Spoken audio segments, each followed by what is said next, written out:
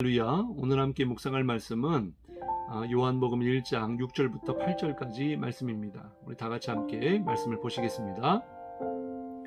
하나님께로부터 보내심을 받은 사람이 있으니 그의 이름은 요한이라. 그가 증언하러 왔으니 곧 빛에 대하여 증언하고 모든 사람이 자기로 말미암아 믿게 하려 함이라. 그는 이 빛이 아니요 이 빛에 대하여 증언하러 온 자라. 아멘. 오늘 함께 은혜를 나눌 말씀의 제목은 주의 길을 예비하는 자입니다. 오늘 말씀을 통해 은혜가 있기를 주님의 이름으로 축복합니다.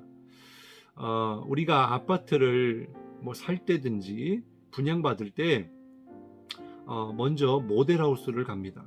그래서 이 모델하우스를 보고 내가 앞으로 살게 될 집, 또 사게 될 집을 알게 되는 거죠. 그것이 실제로 우리가 사는 집은 아니지만 우리가 살 집에 대하여 모형으로 보여주는 것입니다. 아파트를 분양하는 건설 회사가 아파트를 짓기에 앞서서 먼저 이렇게 공개를 하는 것은 다 이유가 있는 거죠. 즉 건설 회사가 어떠한 목적으로 또 이렇게 만들 것이다, 어떠한 형태를 이렇게 지어서 분양할 것인지 그것을 알려주기 위한 목적인 거죠. 그러므로 모델하우스는요, 실체가 어떠한지를 보여주는 그런 역할을 하는 겁니다. 물론 그 모델하우스 자체가 실체가 될 수는 없습니다.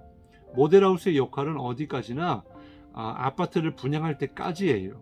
분양이 끝나면, 아파트 공사가 시작되면 이제 모델하우스는 필요가 없는 것입니다. 철거를 하게 돼요. 왜냐하면 모델하우스로서의 기능을 다 했기 때문이죠.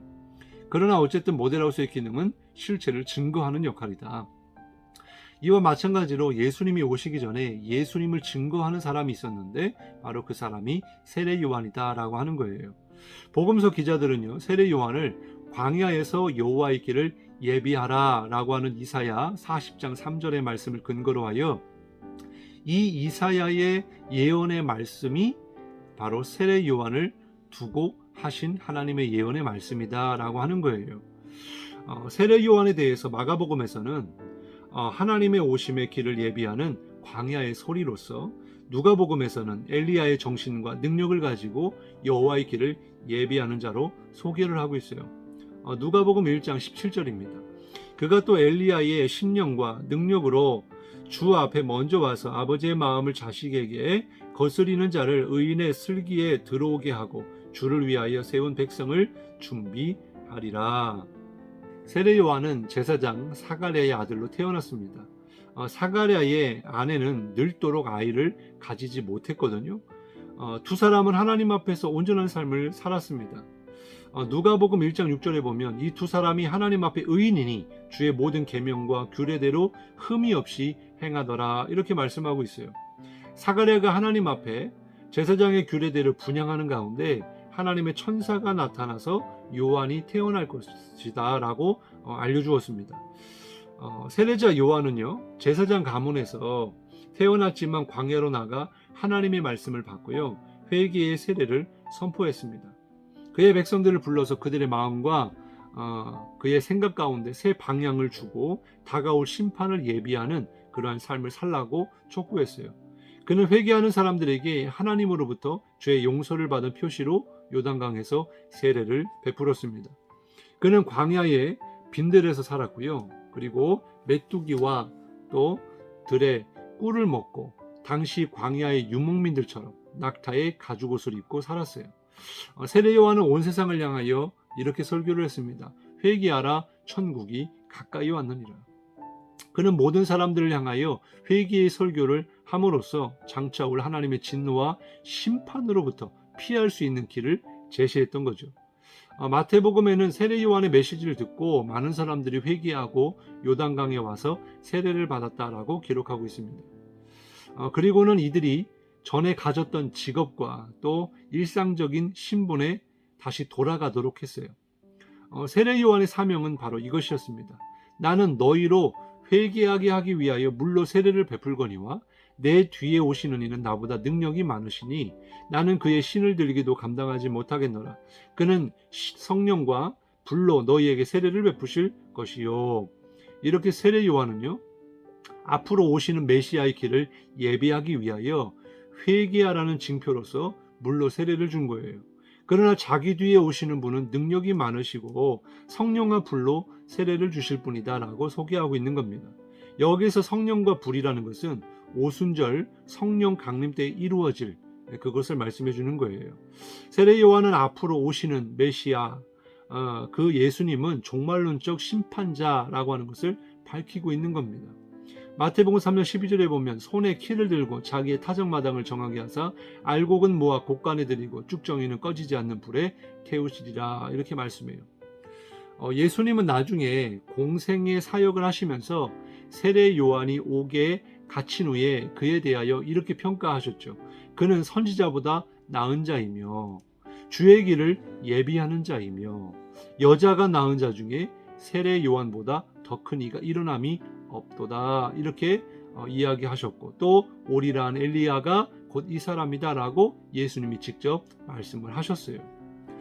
예수님이 세례 요한에게 세례를 받으셨죠.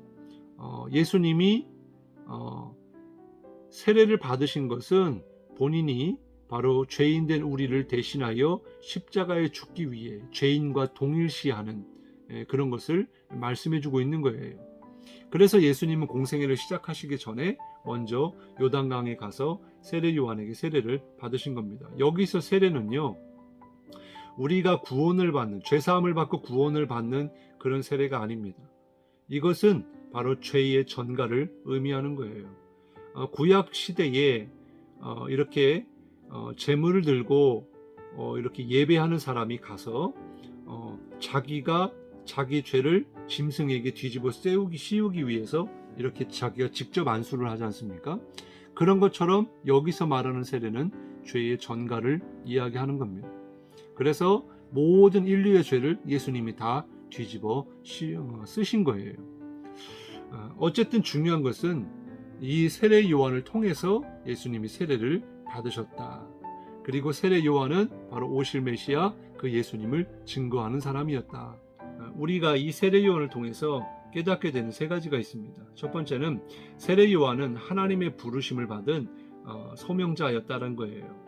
그리고 두 번째는 세례 요한은 하나님께서 자기를 통해서 무엇을 하기를 원하시는지 그 사명에 대하여 정확하게 알고 있었다라는 것입니다. 그리고 세 번째로는요, 세례 요한은 어디까지나 사람들이 아무리 그를 추앙하고 높인다 하여도 끝까지 겸손함으로 자기의 사명을 묵묵히 감당했던 것을 우리는 깨닫습니다. 그렇습니다. 우리가 어떠한 존재인가, 지금 하나님이 나를 부르셨고 또 나에게 주신 사명이 무엇인가, 그것을 깨닫고 겸손함으로 정말 하나님을 온전히 높여드릴 줄 아는 그런 겸손한 그런 사람이 되어야 할 줄로 믿습니다. 오늘도 그 세례 요한처럼 정말 나를 높이는 것이 아니라 나의 삶을 통해 주님을 드러내고 주님을 나타내고 주님께 영광 돌리는 저와 여러분이 되시기를 주님의 이름으로 축복합니다. 기도하겠습니다. 사랑해 주님 감사합니다. 오늘 말씀을 통해서 세례 요한이 하나님의 부르심을 받고 또 하나님이 주신 사명을 잘 감당함으로 주의 길을 예비한 줄 믿습니다. 하나님, 우리의 삶도 이제 다시 오실 주님을 언제든 맞이할 수 있는 믿음의 준비가 되게 하시고 또한 그 주님을 예비하는 자가 되게 하여 주옵소서. 세례 요한처럼 자신의 사명이 무엇인지를 알고 끝까지 사람들이 자기를 높이고 따르고 또 인기가 높아진다 하여도 오직 자기의 역할은 주님을 높이는 것이었고 자신의 역할만 묵묵히 수행할 뿐 겸손하며 그 일을 잘 감당했는데, 하나님, 우리 또한 언제든 주님이 부르시는 그날까지 또한 주님이 오시는 그날까지 맡겨진 사명 잘 감당할 때 겸손하게 하시고 오직 주님만을 자랑하며 주님만을 높일 수 있는 주의 길을 예비하는 그런 믿음의 삶, 사명자의 삶이 되게 하여 주옵소서. 감사드리며 예수님의 이름으로 간절히 기도드리옵나이다. 아멘.